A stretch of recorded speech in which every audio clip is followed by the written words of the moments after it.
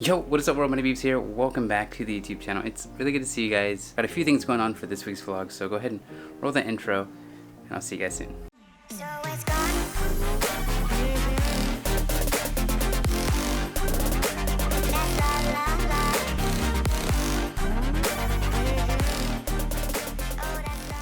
Alright, so I got a brand new light here. This is the Aperture Nova P300C. Really awesome light, really huge light, which demanded me to get a super huge stand. It's a combo stand, so it's like almost as tall as me. So I got this light, and when I bought it, there was a deal that, well, there's a package so you could get it with a case from Aperture. That case sold out. So what did I do? I bought just the light itself, and I had to buy a Pelican case. So we've all seen Pelican cases, or if you haven't seen Pelican cases, they look like this. So I had to get one, and I was trying to figure out what size to get it because this light is super huge. So I ordered one, and it just got here. So let's see if my measurements and calculations were right. Oh god, this is too big. All right. There it is. It's the Pelican 1690, which is huge. I have a Pelican 1615. 1690 I thought would be perfect size, which it could be, but it also could be way too big. So let's get this thing open and let's see just how it looks, and let's see if the light actually fits. Alright, I'll see you guys soon. Well, the packaging might be super big. But I could be wrong. Nope, it's the actual. This thing is huge. Good thing is, I can always return it if it's far too much. Wow.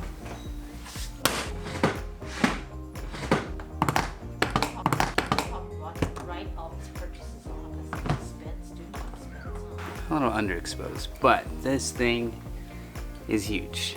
It's probably too big for what I need, but I haven't put the light and all of the things that come with it, the accessories in it yet. So it could be just right, but it's huge. It's like goes up to my hip, which is like 3 feet.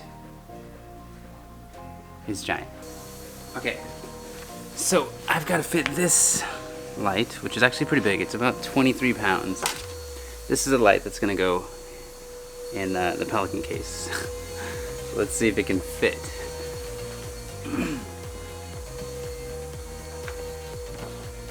Okay, so the light definitely fits. It almost feels like it could even be bigger, this case. Let's check it out.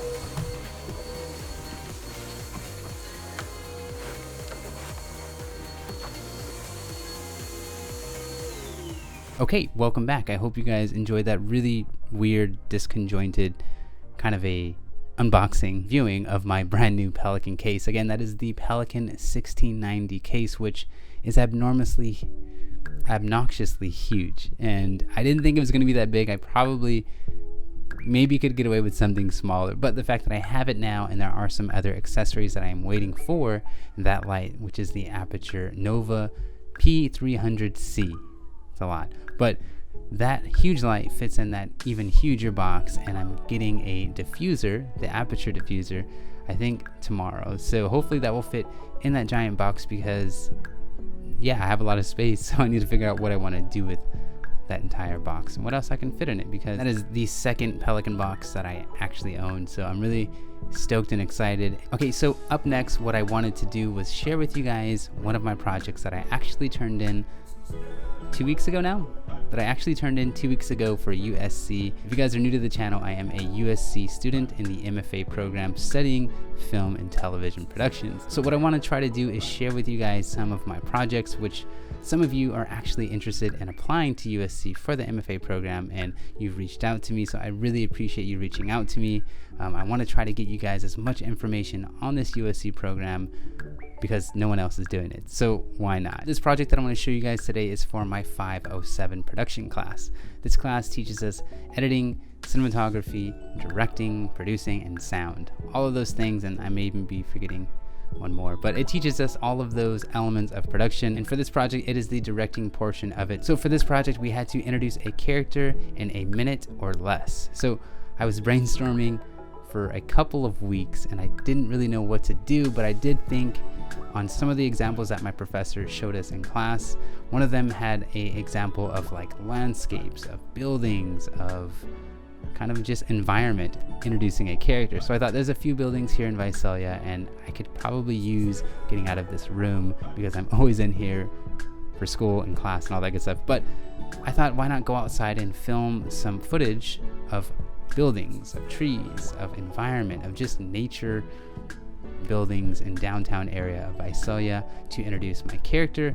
And so I just ran with that idea, and it was really cool because the day that I went out to go film, probably not so cool, there was fires going on and the sky was just super orange. So if you guys are familiar with the California fires that have been going on and are still unfortunately going on today, which huge shout out to all the firefighters out there fighting these fires. And I want to send my thoughts and prayers out to the families who are being affected by the fires. It is a real serious thing here in California. If you live here, you totally understand. And if you know a little bit about me, my house once burned down when I was younger. So fire has kind of this really scary, unique place in my heart. So I just want to send out some love to all those families who are being affected by the fires. But anyways, back to the project. I went out and I filmed during this very orange, moody lighting, and it was like really cool. It was a lot of fun. I was really happy with the footage that I was getting, and a huge shout out to my friend Marcos, who actually came out and was my character, was my subject who I was introducing in this short little 1-minute video. Enough talking about it. I want to show you guys that clip. So go ahead and play the clip, and then we'll come back and we'll talk a little bit more about it.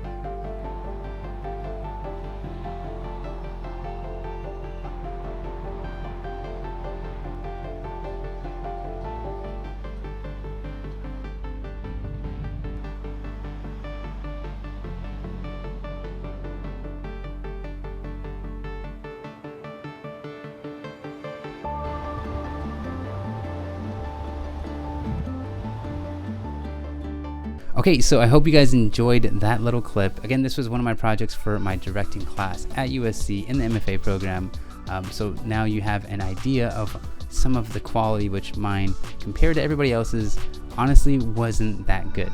Now, I am happy with the work that I've done, but I did get some very interesting feedback, which really helped me think about all of the projects moving forward that I will be working on. So again, I was really happy with my work. It did need some more focus, which that's okay.